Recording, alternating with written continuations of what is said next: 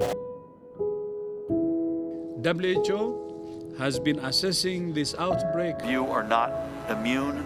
Everything we say and urge applies to you as well. COVID-19 can be characterized as a pandemic. To unleash the full power of the federal government in this effort today, I am officially declaring a national emergency. We're going to begin tonight with breaking news, with the nation on edge and in the middle of another night of protests.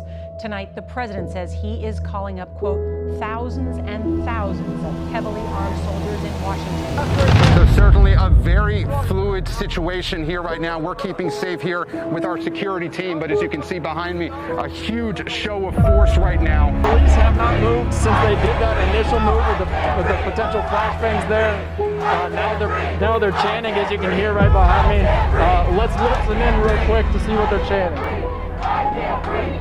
I can't breathe. I can't breathe.